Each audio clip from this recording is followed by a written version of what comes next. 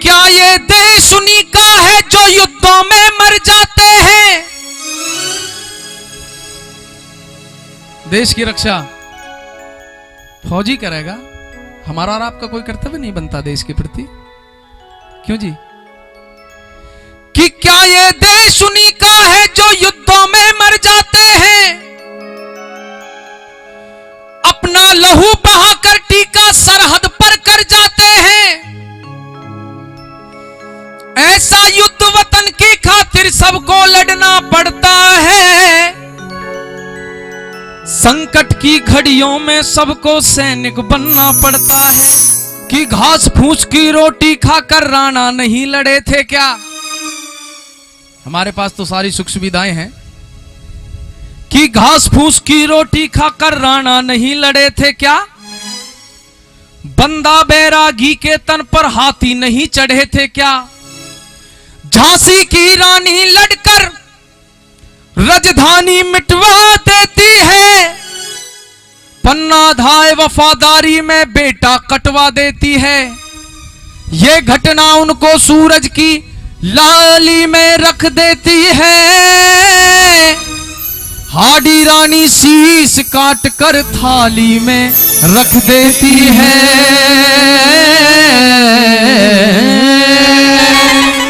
100 वर्ष पहले की बात, देश पर अंग्रेजों का शासन, बनारस की गलियों से क्रांतिकारी निकल कर जा रहे थे।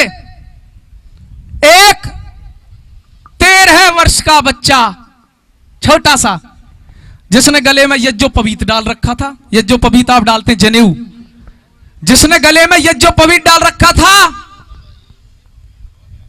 वेद मंत्र बोलता था। साथियों, वो देखता है क्रांतिकारी निकल कर जा रहे हैं, वो अपना थैला अपने एक साथी को पकड़ा देता है, हाथ में भगवा ध्वज ले लेता है और उन क्रांतिकारियों के साथ भारत माता की जय, इंकलाब जिंदाबाद और वंदे मातरम के नारे लगाते हुए वो 13 वर्ष का बच्चा उन क्रांतिकारियों के साथ चल देता है। आगे जाके बनारस के एक चौक पर अंग्रेजी सरकार का पुतला फूंका जाता है, लाठीचार्ज हो जाता है, सारे क्रांतिकारियों को गिरफ्तार कर लिया जाता, सब पर राष्ट्रद्रोह का अभियोग चलाया जाता है। उस 13 वर्ष के बच्चे को भी गिरफ्तार कर लिया जाता। इस 13 वर्ष के बच्चे की कहानी आपको सुना रहा हूं। उस 13 वर्ष के बच्चे को जब गिरफ्तार कर लिया जाता है, अंग्रेजी मजिस्ट्रेट के सामने उसको पेश किया जाता है, उस पर धारा लगाई जाती है देशद्रोह की। अंग्रेजी जज के सामने जब वो 13 वर्ष का बच्चा आया तो वो जज देखता है, उसके चेहरे की तरफ देखता है, कहने लगा ये पंडित है, ये ब्राह्मण है, क्योंकि इसने ये जो पवित्र डाल रखा है, इसने सर पे चोटी भी रख रखी है, इसका मतलब ये भारतीय संस्कृति का सम्मान करता है। लेकिन लगता है ये तो गलती से आ गया है। क्यों? अरे ये तो 13 वर्ष का है, इसे क्या पता देशद्रोह क्या होता है। कहने लगे बेटे आप गलती से आए हो।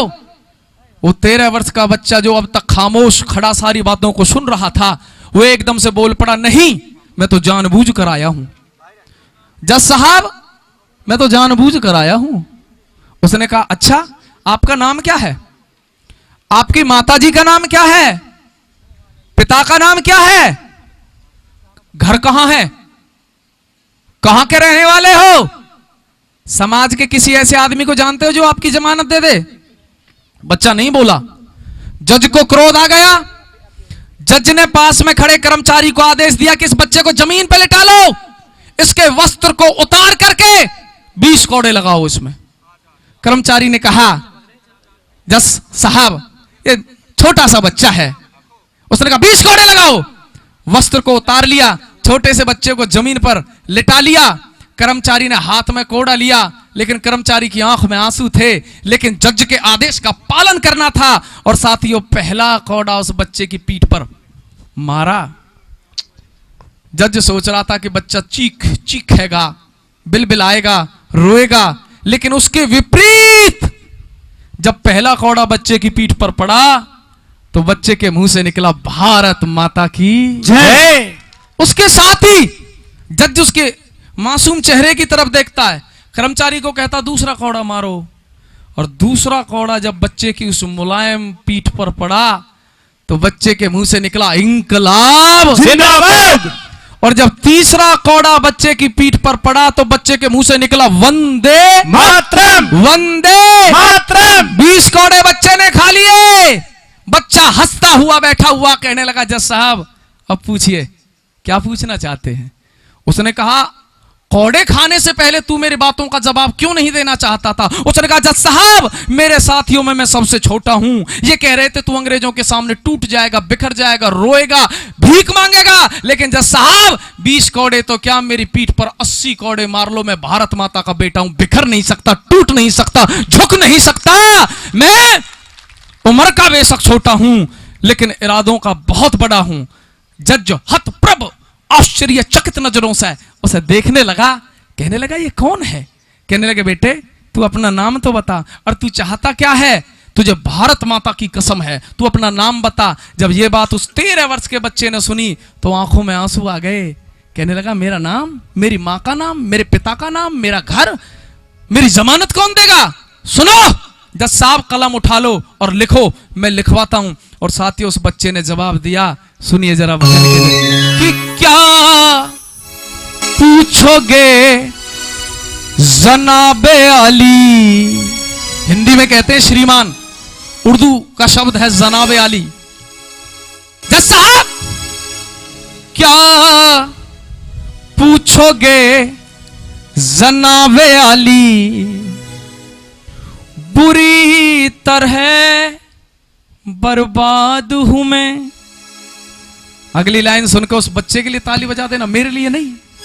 कि क्या पूछोगे जनाब अली, बुरी तरह बर्बाद हूं मैं। मेरी मां का नाम है आजादी, उसका बेटा आजाद हूं मैं। क्या पूछोगे जनाब अली, बुरी तरह बर्बाद हूं मैं। मेरी मां का नाम है आजादी, उसका बेटा आजाद हूं मैं। क्या पूछोगे जनाब अली।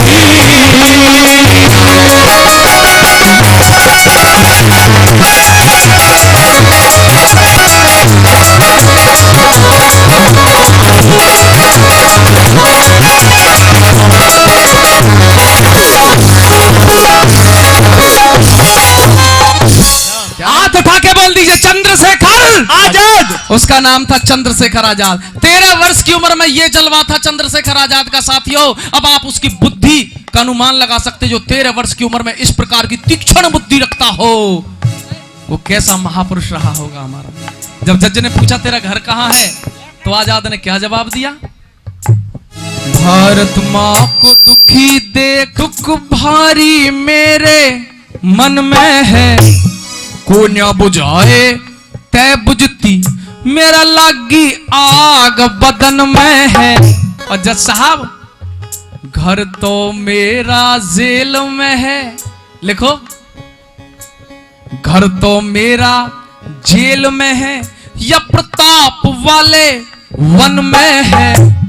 यहां तो गरीब खाना है, दौलत खाना लंदन में है।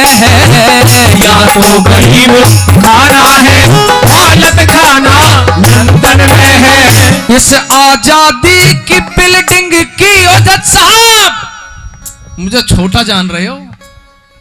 इस आजादी की बिल्डिंग की एक छोटी सी बुनियाद हूं मैं। क्या पूछोगे जनाबे अली, पूरी तरह बर्बाद हूं मैं।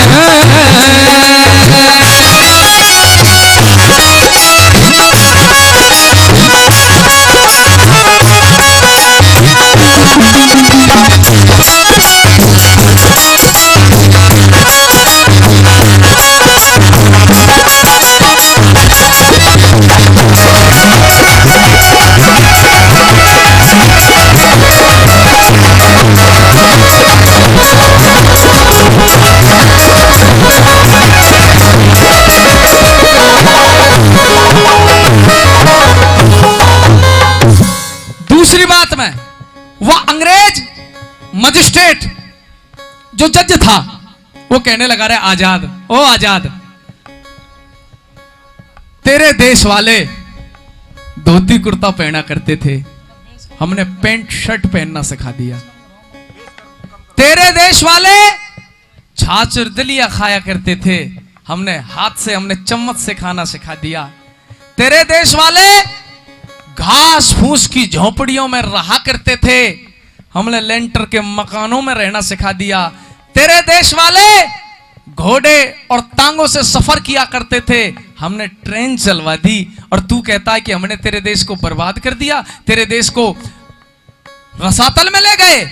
हमने तो तेरे देश की उन्नति की है, बड़ी बड़ी बिल्डिंगें बनवाई हैं। तो साथियों, चंद्रशेखर आजाद ने जवाब दिया, जज साहब, उन्नतशील देश नहीं होता मोटर कार विमानों से। अगर गाड़ियों से उन्नत देश माना जाएगा तो वो जो फरारी गाड़ी होती है वो मैंने 10,000 घूमती फिरती देखी थी। पुलिस जिस गाड़ी में गश्त करती है वो 2 करोड़ की गाड़ी है। साथियों, क्या गाड़ी महंगी खरीदने से देश उन्नत हो जाता है?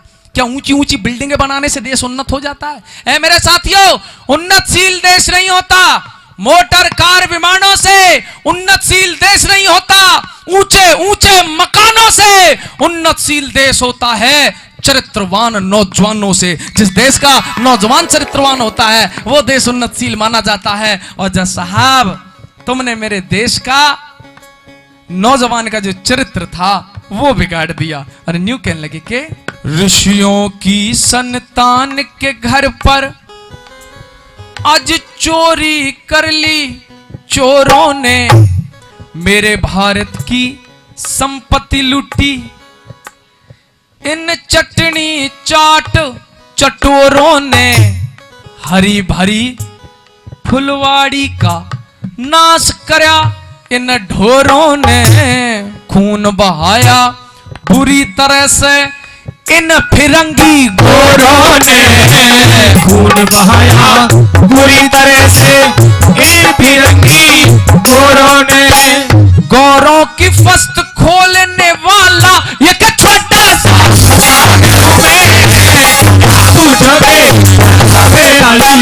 पूरी तरह बाबू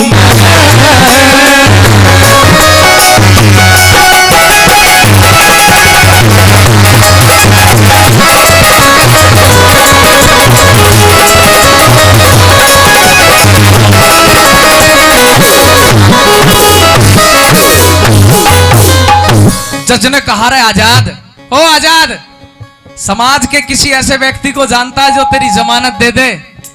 तुझे प्रेरणा कहां से मिलती है? आजाद, 13 वर्ष की उम्र में तेरा ये हाल है, तू आगे चल के तो पता नहीं क्या करेगा। जब ये बात कही जज ने कि तुझे प्रेरणा कहां से मिलती है, तेरी जमानत कौन देगा, तो साथियों 2 व्यक्तियों के नाम लिए चंद्रशेखर आजाद ने। और वो व्यक्ति वो बड़े आदरणीय हैं, बड़े सम्मानित हैं, पूजनीय है वो व्यक्ति। क्या कहा आजाद ने? जज साहब लिखो, इतना तो है पता मुझे मैं कौमी परवाना हूं, जलती हुई शम्मा के ऊपर आज हुआ दीवाना हूं, करके दमन गौरों को दम लूं मैं इतना मर्दाना हूं। लिखा, जो मेरी जमानत देंगे, करके दमन गौरों को दम लूं मैं इतना मर्दाना हूं।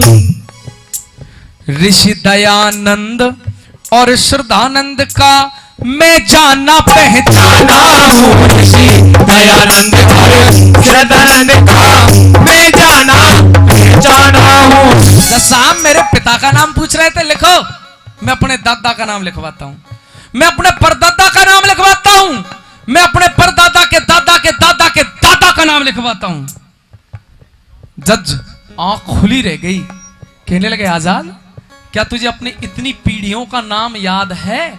उसने कहा, जी जी जज साहब, मुझे पता है मैं किसकी संतान हूं। और साथियों, ये बात हमारे लिए भी प्रेरणा वाली बात होगी।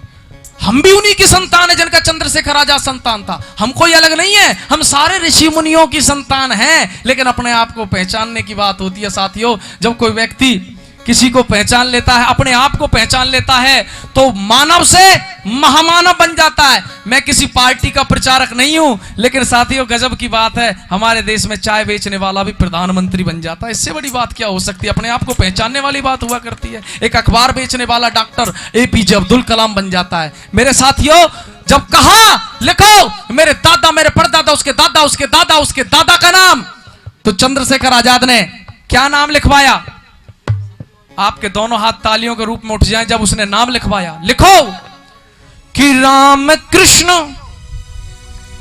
दादा भीष्म उस अर्जुन की औलाद हूं मैं। क्या पूछोगे जनाबे आली, पूरी तरह बर्बाद हूं मैं।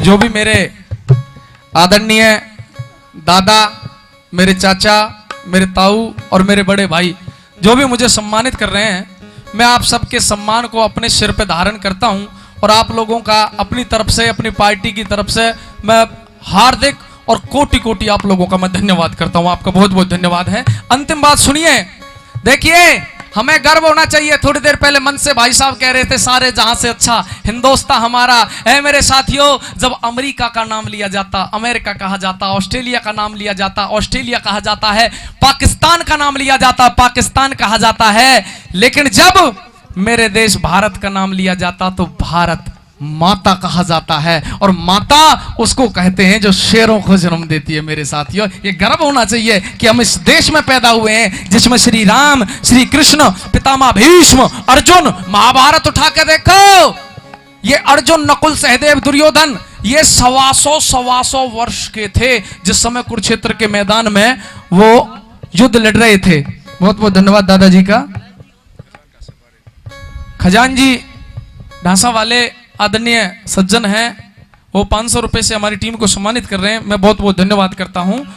और साथियों, यूं कहने लगा, दुखियों के दुख दर्द की कोई पीर पराई, क्या जाने कसाई भला बकरे मुर्गे की आता ताई, क्या जाने भला नहीं इंसान जो खुद औरों की भलाई, क्या जाने।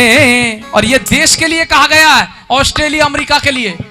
भला नहीं इंसान जो खुद औरों की भलाई, क्या जाने बच्चे पैदा करने का दुख बांझ लुगाई, क्या जाने बच्चे पैदा करने का दुख बांझ लुगाई, क्या जाने देविंदर तूफान कहे, देविंदर तूफान कहे, इन दुखियों की पूछोगे जनाबे आली, पूरी तरह बर्बाद हूँ मैं। मेरी माँ का नाम है आजादी, उसका बेटा आजाद हूँ मैं। क्या पूछोगे जनाबे